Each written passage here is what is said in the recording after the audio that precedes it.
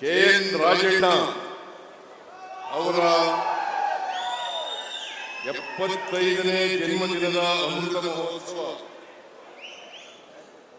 ಮತ್ತು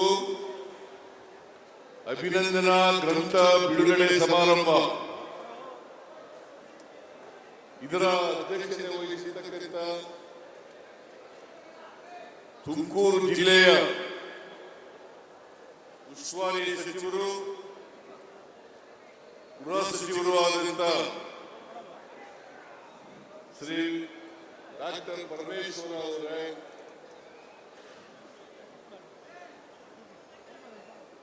ಸನ್ಮಾನಿತರಾದಂತ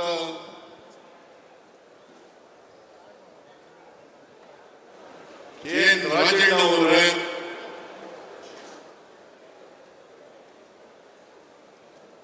ಅವರ ಧರ್ಮಪತ್ನಿ ಶ್ರೀಮತಿ ಶಾಂತಲಾ ಅವರೇ ಮತ್ತೆ ಅವರ ಕುಟುಂಬ ವರ್ಗದ ಎಲ್ಲ ಸದಸ್ಯರುಗಳೇ, ಈ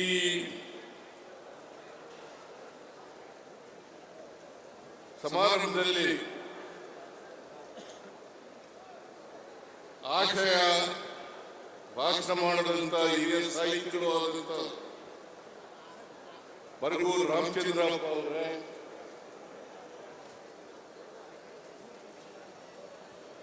ನನ್ನ ಎಲ್ಲ ಸಹೋದ್ಯೋಗಿ ಮಿತ್ರರೇ,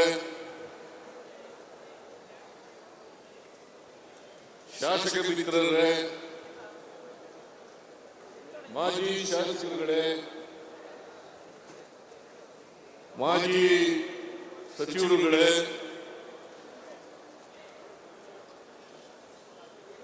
ವೇದಿಕೆ ಮೇಲೆ ಇರತಕ್ಕಂಥ ಎಲ್ಲ KN ರಾಜಣ್ಣನವರ ಅಭಿಮಾನಿಗಳೇ, ಆಹ್ವಾನಿತ ಗಣ್ಯರೇ, ಇಲ್ಲಿ ಇಷ್ಟೊಂದು ದೊಡ್ಡ ಸಂಖ್ಯೆಯಲ್ಲಿ ಸೇರಿದಂತ ಎಲ್ಲ ಆತ್ಮೀಯ ಬಂಧುಗಳೇ, ತಾಯಂದಿರೇ, ಯುವಕ ಮಿತ್ರರೇ, ಮಾಧ್ಯಮದ ಎಲ್ಲ ಗೆಳೆಯರೇ, ನಾನು ಈ ಸಂದರ್ಭದಲ್ಲಿ ಸಹಕಾರ ಸಚಿವರಾದಂತ KN ರಾಜಣ್ಣನವರು 74 ವರ್ಷಗಳನ್ನು ತುಂಬಿ 75ನೇ ವರ್ಷಕ್ಕೆ ಕಾಲಿಡ್ತಾ ಇದ್ದಾರೆ. ಸರಿ ಇಲ್ವಾ?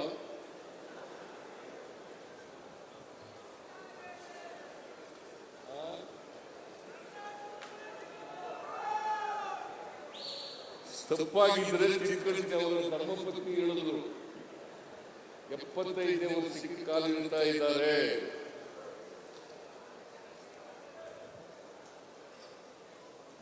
ಅವರಿಗೆ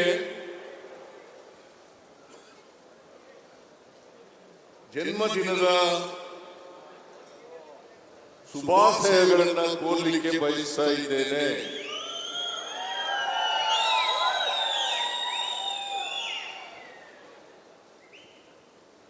ಈ ಸಂದರ್ಭದಲ್ಲಿ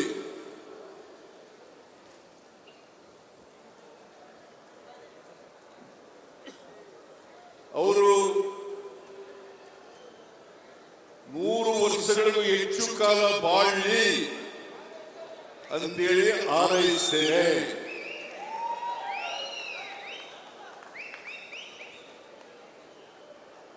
ಒಂದ್ಸಾರಿ ಮಹಾತ್ಮ ಗಾಂಧೀಜಿಯವರಿಗೆ ಅವರ ಅಭಿಮಾನಿಯೊಬ್ಬರು ಪತ್ರ ಬರೀತಾರೆ, 100 ವರ್ಷ ಬಾಳಿ ಅಂತೇಳಿ ಪತ್ರ ಬರೀತಾರೆ. ಅವರು ಅವರ ಅಭಿಮಾನಿಗೆ ಉತ್ತರ ಕೊಡ್ತಾರೆ, 100 ವರ್ಷ ಅಂತೇಳಿ ಕಡಿಮೆ ಹೇಳ್ಬಿಟ್ಟಿದೀಯ ನೀನು, ನಾನು 125 ವರ್ಷ ಬದುಕಬೇಕು ಅಂತೇಳಿ ಇಚ್ಛೆ ಇಟ್ಕೊಂಡಿದ್ದೀನಿ ಅಂತೇಳಿ ಮಹಾತ್ಮ ಗಾಂಧೀಜಿಯವರು ಅವರ ಅಭಿಮಾನಿಗೆ ಉತ್ತರ ಕೊಡ್ತಾರೆ. ನಾನು ಈ ಸಂದರ್ಭದಲ್ಲಿ ರಾಜಣ್ಣನವರು 100 ವರ್ಷಗಳಿಗೂ ಹೆಚ್ಚು ಕಾಲ ಬಾಳಲಿ ಅಂತಲ್ಲಿ ದೇವರಲ್ಲಿ ಪ್ರಾರ್ಥನೆಯನ್ನು ಮಾಡ್ತೇನೆ.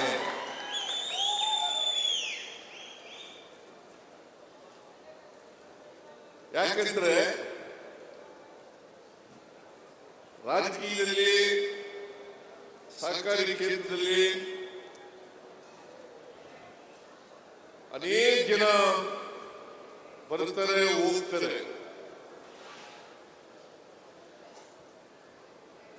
ಇವರು ರಾಜಕೀಯ ಅಂದ್ರೆ ಜನಸೇವೆ, ಸಹಕಾರ ಕ್ಷೇತ್ರ ಅಂದ್ರೆ ಜನಸೇವೆ ಅಂತ ತಿಳ್ಕೊಂಡಿರ್ತಕ್ಕಂಥ ರಾಜಕಾರಣಿ. ಅದರಲ್ಲೂ ವಿಶೇಷವಾಗಿ ಈ ಸಮಾಜದಲ್ಲಿರ್ತಕ್ಕಂಥ ಬಡವರು, ಯಾವುದೇ ಜಾತಿಗೆ ಸೇರಿರ್ಬೋದು, ಯಾವುದೇ ಧರ್ಮಕ್ಕೆ ಸೇರಿರ್ಬೋದು, ಯಾವುದೇ ಭಾಷೆ ಮಾತನಾಡಬಹುದು,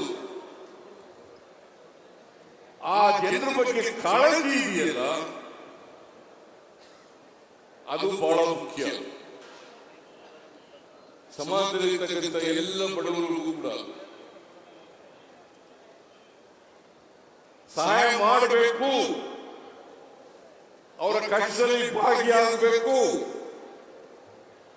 ಅವರನ್ನ ಸಹಾಯ ಮಾಡಿ ಆರ್ಥಿಕವಾಗಿ ಮೇಲಕ್ಕೆ ಎತ್ತಕ್ಕಂಥ ಪ್ರಯತ್ನವನ್ನು ಮಾಡಬೇಕು ಅಂತಕ್ಕಂಥ ಕಾಳಜಿ ಇದೆಯಲ್ಲ, ಅದು ಬಹಳ ದೊಡ್ಡ ಗುಣ ಅಂತಕ್ಕಂಥ ಮಾತುಗಳನ್ನು ಹೇಳಲಿಕ್ಕೆ ಬಯಸ್ತಾ ಇದ್ದೇನೆ. ಅದು ಎಲ್ಲ ರಾಜಕಾರಣಿಗಳಲ್ಲೂ ಕೂಡ, ಎಲ್ಲ ಸಹಕಾರಿಗಳಲ್ಲೂ ಕೂಡ ಅದು ಬರಬೇಕು. ಸಮಾಜದಲ್ಲಿ ಏರುಪೇರುಗಳಿದ್ದಾವೆ. ಬಡವರಿದ್ದಾರೆ, ಶ್ರೀಮಂತರಿದ್ದಾರೆ, ಮೇಲ್ಜಾತಿಯವರಿದ್ದಾರೆ, ಕೆಳಜಾತಿಯವರಿದ್ದಾರೆ. ಇವೆಲ್ಲವೂ ಕೂಡ ನಮ್ಮ ಸಾಮಾಜಿಕ ವ್ಯವಸ್ಥೆ. ಈ ಸಾಮಾಜಿಕ ವ್ಯವಸ್ಥೆಯನ್ನ, ಈ ಅಸಮಾನತೆಯನ್ನ ತೊಡಗಿಸಬೇಕು. ಅಸಮಾನತೆಯನ್ನು ತೊಡಗಿಸಿ ಎಲ್ಲರೂ ಮುಖ್ಯವಾಗಿ ಇಲ್ಲಿಗೆ ಬರತಕ್ಕಂಥ ಪ್ರಯತ್ನವನ್ನು ಮಾಡತಕ್ಕಂಥದ್ದೇ ನಿಜವಾದ ರಾಜಕೀಯದ ಗುರಿ. ಅದನ್ನೇ ನಮ್ಮ ಸಂವಿಧಾನ ಹೇಳ್ತದೆ. ನಮ್ಮ ಸಂವಿಧಾನ ಬಹಳ ಸ್ಪಷ್ಟವಾಗಿ ಹೇಳ್ತದೆ, ಸಮಾನವಾಗಿ ಎಲ್ಲರಿಗೂ ಅವಕಾಶಗಳನ್ನು ಒದಗಿಸಿಕೊಡಬೇಕು. ಅದರಲ್ಲಿ ಜಾತಿ, ಧರ್ಮ,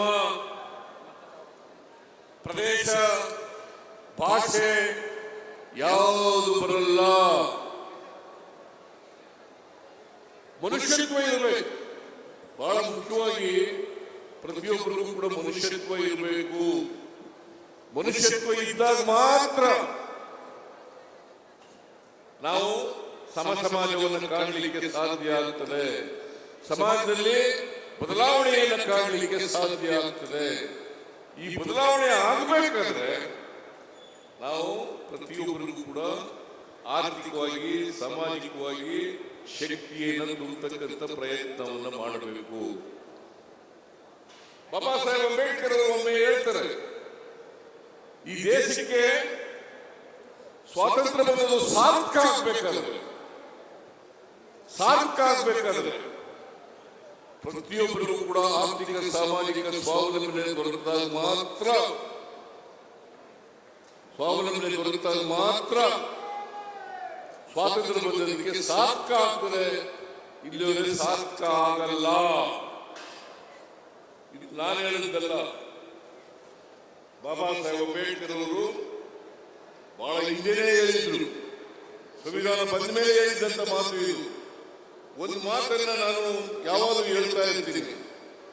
ಮಹಾತ್ಮ ಗಾಂಧೀಜಿಯವರು ಅಲ್ಲ, ಬಾಬಾ ಸಾಹೇಬ್ ಅಂಬೇಡ್ಕರ್ ಅವರು ಕಾನ್ಸ್ಟಿಟ್ಯೂಂಟ್ ಅಸೆಂಬ್ಲಿನಲ್ಲಿ ಒಂದು ಮಾತು ಹೇಳ್ತಾರೆ. ಏನಪ್ಪ ಅದು ಅಂತಂದ್ರೆ, ನಾವು 1950 ಜನವರಿ 26ನೇ ತಾರೀಕಿನಿಂದ ವೈರುಧ್ಯತೆ ಇರ್ತಕ್ಕಂಥ ಸಮಾಜಕ್ಕೆ ಕಾಲಿಡ್ತಾ ಇದ್ದೀವಿ. ಸಂವಿಧಾನ ಒಂದು ಜಾರಿಗೆ ಬರುತ್ತದೆ, ವೈರುಧ್ಯತೆ ಇದೆ ಈ ಸಮಾಜದಲ್ಲಿ.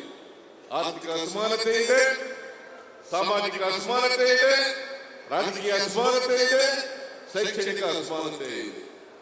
ಇಂಥ ಸಮಾಜಕ್ಕೆ ನಾವು ಕಾಲಿಡ್ತಾ ಇದ್ದೀವಿ. ಇವರಿಗೆ ಸಮಾನ ಅವಕಾಶವನ್ನು ಕೊಟ್ಟು ಸಮ ಸಮಾಜವನ್ನು ನಿರ್ಮಾಣ ಮಾಡದಿದ್ರೆ ಯಾವ ಪ್ರಜಾಪ್ರಭುತ್ವವನ್ನು ನಂಬಿಕೊಂಡಿದ್ದೀವಿ ನಾವು? ಪ್ರಜಾಪ್ರಭುತ್ವದ ಸೌಧ ಇದೆಯಲ್ಲ, ಅದನ್ನೇ ಧ್ವಂಸ ಮಾಡ್ತಾರೆ ಅಂತಕ್ಕಂಥ ಮಾತುಗಳನ್ನ 1949 ಜನವರಿ 25ನೇ ತಾರೀಕು ಹೇಳಿದಂತ ಮಾತುಗಳು. 1949 ನವೆಂಬರ್ 25ನೇ ತಾರೀಕು